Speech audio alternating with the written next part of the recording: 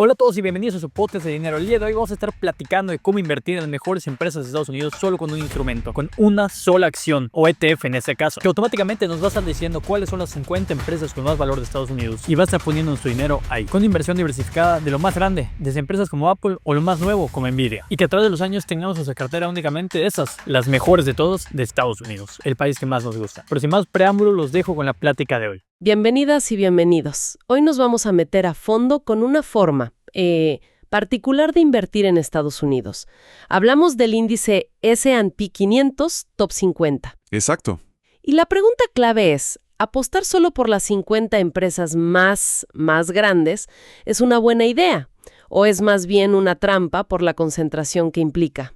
Buena pregunta. Vamos a ver qué es exactamente, cómo eligen a las empresas y sobre todo cuándo ha funcionado mejor históricamente y cuándo no tanto, ¿eh? Claro. Queremos entender si tiene sentido y bueno, cómo podría encajar, si acaso, en una cartera de inversión. Arranquemos. Dale.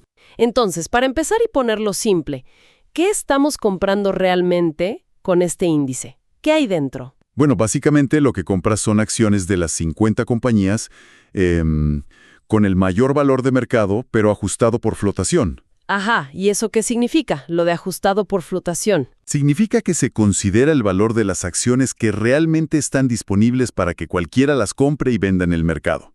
No todas las acciones de una empresa suelen estar disponibles, ¿sabes? Ok, entendido. O sea, las acciones que flotan libremente. Eso mismo. Y estas 50 son las megacaps, las verdaderas gigantes del mercado estadounidense. Y ojo a este dato que a mí me impactó. A mediados de 2025, solo estas 50 empresas eran casi el 60% del valor total del S&P 500. Es impresionante, sí. Pensemos un segundo. 50 nombres moviendo la mayor parte del principal índice de Estados Unidos. Es una concentración, bueno, altísima si la comparamos con el promedio histórico, ¿no? Altísima. Históricamente, desde los 70s, el promedio rondaba más bien el 51%. Así que sí, estamos en niveles muy elevados de concentración. Y por eso es clave entender cómo se arma este club de los 50. Exacto, ¿cómo entran ahí? Pues mira, se revisa una vez al año, siempre después del cierre del tercer viernes de junio, y usan los datos del último día hábil de mayo para decidir. Una vez al año, vale. ¿Y cómo eligen? A ver, clasifican a las 500 empresas del S&P 500 por ese valor de mercado ajustado que comentábamos. Las 40 primeras, digamos, tienen pase directo, entran seguro. Ok, las 45 top. ¿Y las otras 5? Ahí entra una regla para dar estabilidad, lo que llaman buffer rule, o regla de amortiguación. Si hay empresas que ya estaban en el top 50 y ahora quedan entre el puesto 46 y el 55, se les da prioridad para quedarse y llenar esos cupos hasta 50. Ah, para que no salgan por poquito. Exacto. Y si todavía faltan puestos por llenar después de eso, bueno, ahí sí se añaden las empresas de mayor ranking que no eran miembros. Busca evitar cambios constantes por fluctuaciones pequeñas. Tiene lógica. ¿Y el peso de cada una? ¿Valen todas lo mismo? No, para nada. Y esto es muy importante. Es ponderado por capitalización ajustada. O sea, las empresas más grandes tienen muchísima más influencia en cómo se mueve el índice.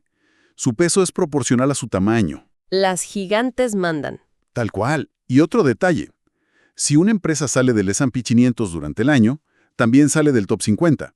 Y ese hueco queda vacío hasta la revisión de junio. No se reemplaza inmediatamente. Entendido el cómo se arma. Pero vamos a lo jugoso.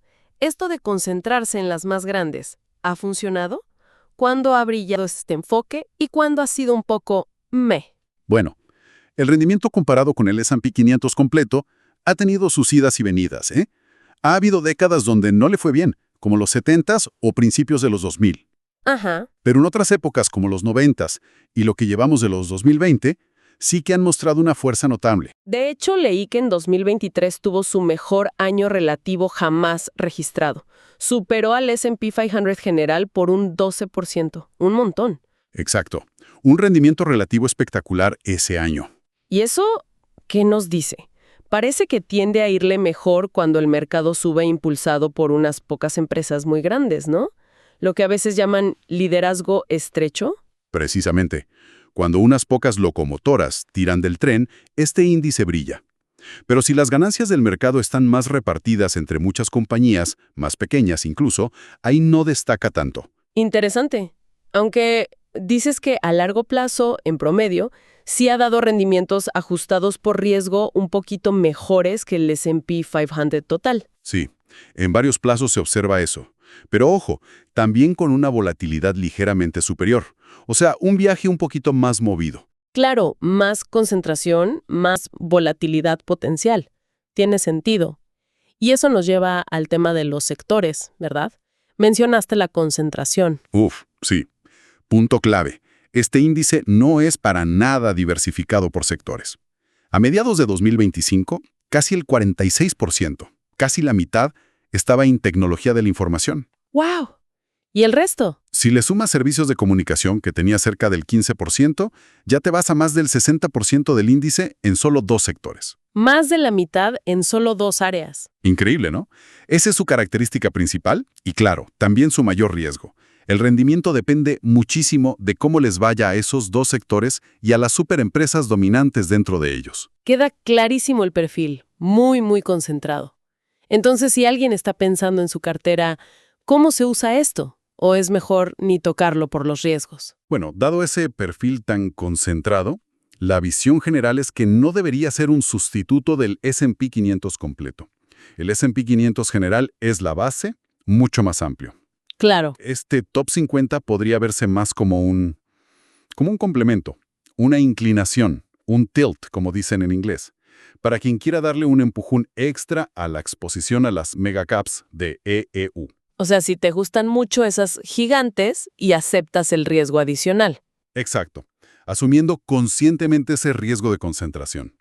No es para poner todos los huevos en esa canasta, definitivamente. ¿Y cómo manejamos esos riesgos, aparte de no poner todo ahí? Lo primero, como decíamos, es tener una base sólida y diversificada con el S&P 500 completo. Ese debería ser el núcleo de la inversión en acciones de EEU para la mayoría. Ok, el S&P 500 como ancla. Y lo segundo, que es fundamental, no olvidarse del resto del mundo.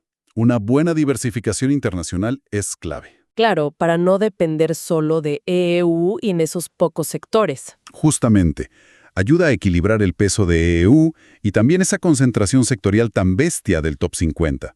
Y otra cosa, es bueno revisar qué peso le das a este índice en tu cartera después de que hagan su reajuste anual en junio, para ver si sigue teniendo sentido para ti. Muy bien. Entonces, resumiendo un poco para que quede claro, el S&P 500 Top 50 te da una dosis concentrada y potente de las 50 mayores empresas de Estados Unidos. Las más grandes pesan más. Eso es. Históricamente ha ido bien cuando pocas estrellas tiran del mercado, pero viene con riesgos importantes de concentración, sobre todo en tecnología y comunicaciones. Correcto. No es una estrategia para invertirlo todo ahí, ni mucho menos. Puede ser una pieza interesante para la parte estadounidense de una cartera global. Pero como un añadido. Como un añadido estratégico. Sí, siempre entendiendo bien que estás apostando fuerte por pocos nombres y sectores. La diversificación global sigue siendo la reina. Perfecto. Y para cerrar, dejamos una pregunta en el aire para reflexionar. Con esta concentración tan alta que vemos ahora en pocas tecnológicas gigantes, ¿qué podría pasarle a este índice tan específico si cambia el liderazgo del mercado? ¿O si aumenta la presión de los reguladores sobre estas mega empresas? Muy buen punto. Algo para seguir muy de cerca, sin duda. Definitivamente. Bueno, muchas gracias por el análisis. Ha sido muy claro. Un placer. Y a quienes nos escuchan, gracias por acompañarnos. Hasta la próxima.